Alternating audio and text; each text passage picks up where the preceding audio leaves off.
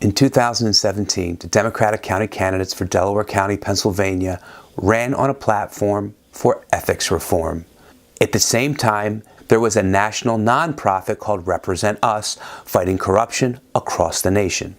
In this video, let's take a look at both anti-corruption campaigns, the Delaware County and the national one called Represent Us.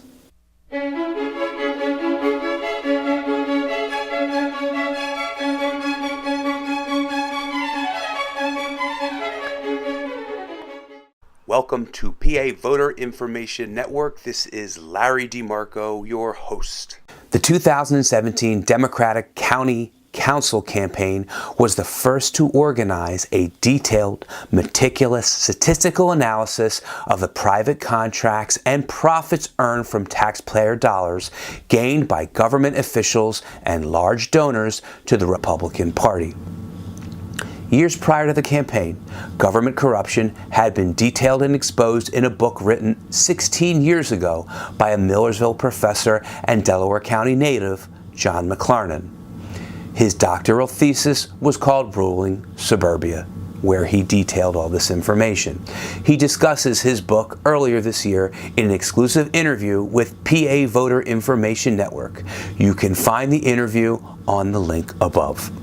Delaware County Democratic Councilman Madden-Zidek and Kevin Madden's ethics reform summary of their proposal discussed the following regarding the county ethics reform proposal: implementing political donation requirements, disclosure requirements, requiring increased transparency regarding councilperson voting, prohibiting council contractors from donating to council members, restricting the ability of government officials from benefiting from taxpayer dollar-funded contracts, requiring online publication of campaign finance reports, and integration of Delco campaign finance information with the statewide system, and increasing personal finance disclosure requirements. The Democratic elected officials only make up 2 out of the 5 councilperson board. It's only a minority. Therefore, nothing has been reported regarding their ethics reform. However, elections are in 2019. So if their efforts are blocked, we can see what candidates run on a similar ethics reform platform. Here is a review of Represent Us's explanation of the American Anti-Corruption Act, an act which addresses anti-corruption in our nation. America has a lot of problems. And wherever you are on the political spectrum, whatever problems you care about, I'll bet that you agree politicians are making things worse, and not better. It's not surprising, really. A recent Princeton study found that average Americans have a near-zero, statistically non-significant impact on public policy. We have so many problems to fix, but we have a near-zero impact on our own government.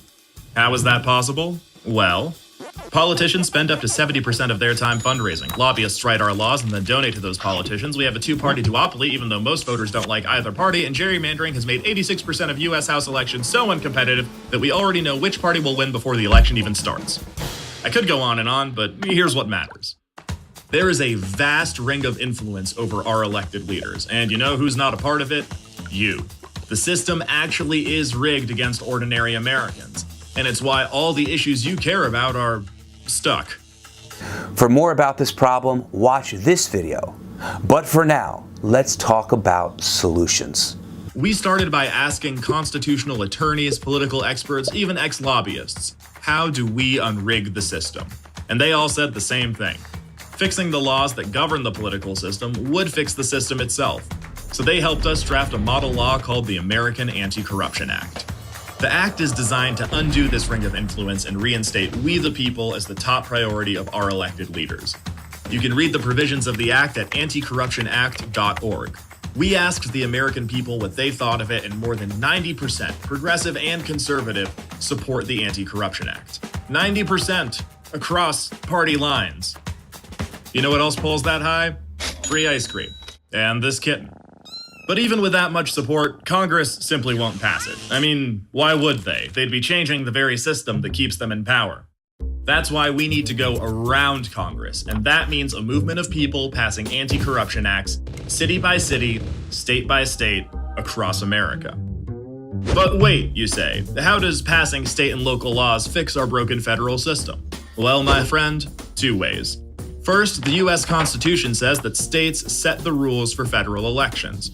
So when we fix gerrymandering or voting rules in a state, we're directly fixing Congress.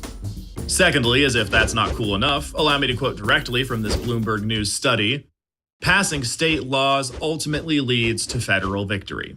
Here's how it works. This map will show which states first gave women the right to vote. And this chart will show the number of states over time, from left to right. The right side of this chart is where women finally won the right to vote federally in 1920. So let's start over here on the left, in 1890, where Wyoming became the first state to let women vote. Nice job, Wyoming. Over the next few decades, more states got on board until we eventually hit this yellow line. Then we see a rush of state activity followed by federal victory. Here's the same chart showing states legalizing interracial marriage over nearly 2 centuries. We hit that yellow line, and soon after, federal victory. I know, you get it, but here's the most recent example. Marriage equality only took 3 years after hitting this yellow line to reach federal victory. This is a strategy that's worked over and over for issues that seemed impossible at the time, and it can work for this too. So, what's this magic yellow line all about? It marks, quote, a key event, often a court decision or grassroots campaign reaching maturity that triggers a rush of state activity that ultimately leads to a change in federal law. So, we've got a proven political strategy and we have laws that would dramatically improve our broken system. But how do we get those laws passed?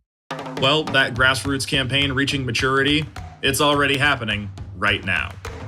Represent Us is bringing together conservatives and progressives to pass city and state anti-corruption acts all across America. Together, we've already won more than 90 victories across the United States, and by the time you watch this video, that number will probably be out of date. That's how popular anti-corruption laws are in the United States. Almost 9 out of every 10 people support it. They just may not know it's possible to win. Our goal is to pass anti-corruption acts in a handful of states in 2018, more in 2020, and dozens by 2022.